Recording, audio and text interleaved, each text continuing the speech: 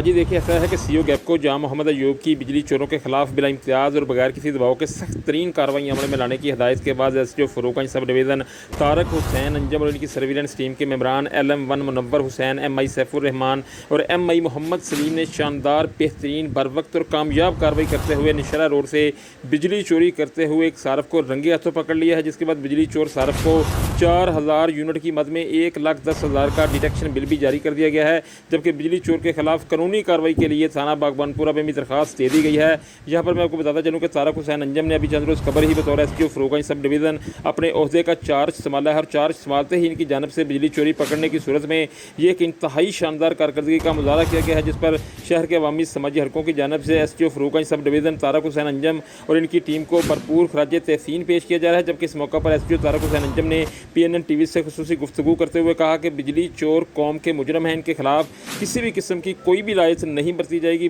बिजली चोरी करने वाले अनासर के साथ आहनी हाथों से निपटा जाएगा। एसडीओ तारक हुसैन अंजम ने शहरियों से अपील की और कहा कि वो अपने इर्द गिर्द बिजली चोरी करने वाले अनासर पर कड़ी नज़र रखें और इनकी इतला 118 पर देकर एक ज़िम्मेदार शहरी होने का सबूत दें।